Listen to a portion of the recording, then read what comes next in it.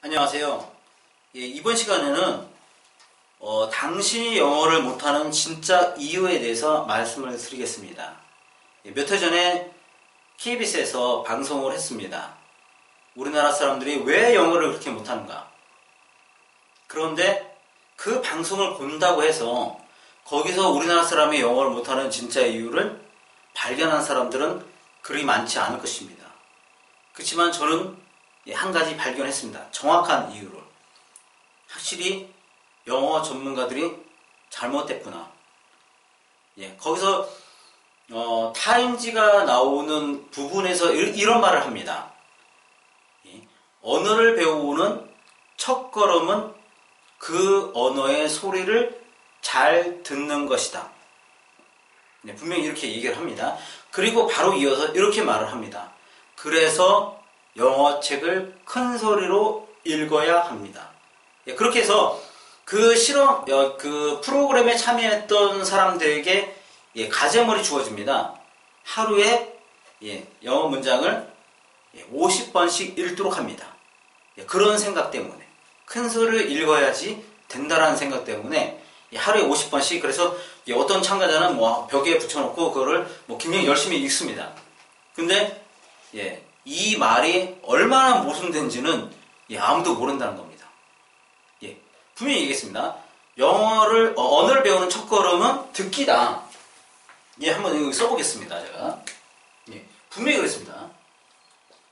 언어를 배우는 그 첫걸음은 그 소리를 잘 듣는 거다. 듣기라는 거죠. 이게 1순위인데 이 듣기를 잘하기 위해서 영어책을 큰 소리로 읽으라는 겁니다. 그러면 한번 생각을 해보세요. 어느 게 진짜 우선순위인가요? 1번인가요? 첫걸음인가요? 그 전문가, 그 프로그램에서 말한 전문가의 말을 따지면 듣기가 아니라 읽기가 돼버립니다. 그게 모순이라는 겁니다.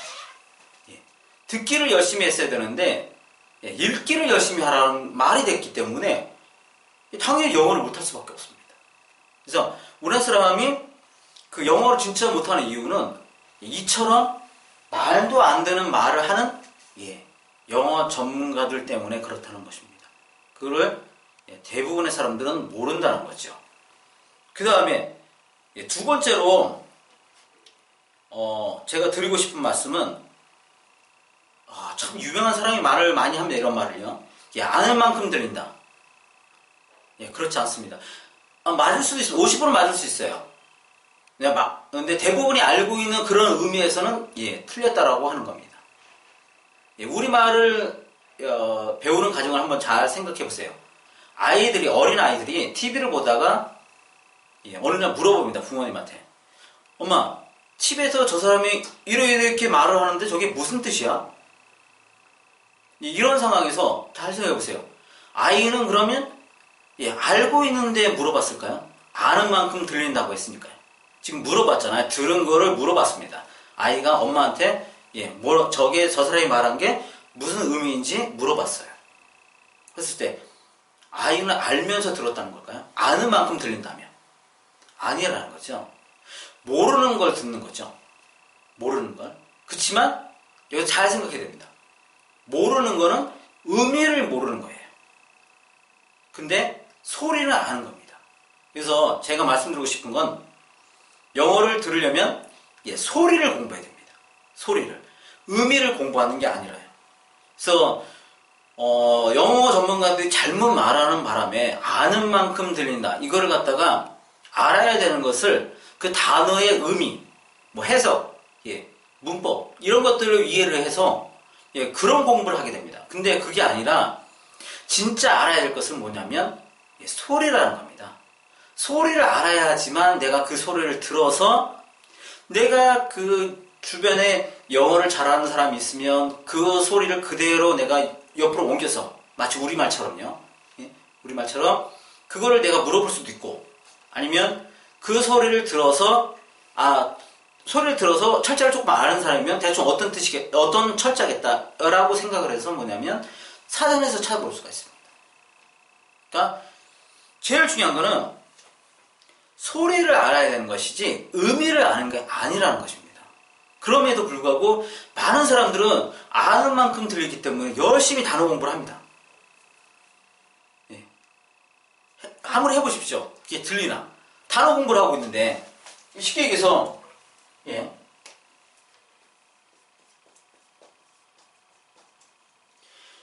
자, 이거 APPLE 써놓고 이게 4가 이렇게 해서 외웠습니다. 열심히 외웠어요. 근데 이렇게 했다고 해서 이거를 들을 수 있느냐? 그렇지는 않다라는 겁니다. 굉장히 빠른 속도로 이루어지는 그 원어민의 말소리 중에서 이 소리를 캐치해서 듣기가 그렇게 쉽지 않다는 겁니다. 그래서 처음부터 의미를 알기 전에 소리만 내가 듣는 훈련을 쌓지 않으면 개별적으로 들었을 때는 들을 수도 있을지는 모르겠어요.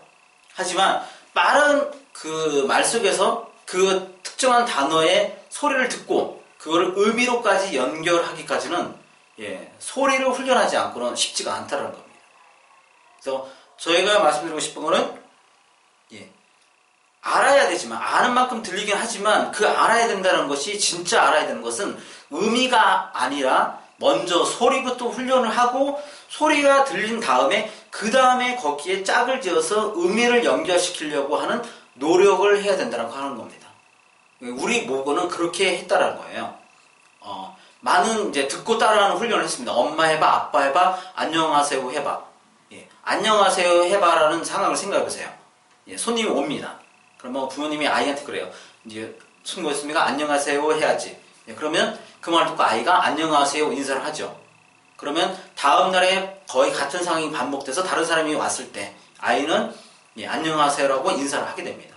근데 그 안녕하세요를 듣고 따라하기 위해서는 뭐야? 그 전에 많은 훈련을 위해서 그 소리 안녕하세요를 한 번 듣고 따라할 수 있도록 만들어준 그런 기간들이 있었다는 겁니다.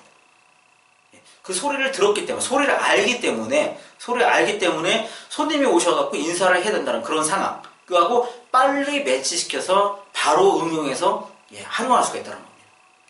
마찬가지로 영어도 우선은 의미를 알기 전에 소리를 알아서 소리를 빨리 캐치할 수 있으면 나중에 의미를 알게 되면 그거를 두 개를 잘 매치시킬 수 있다는 겁니다.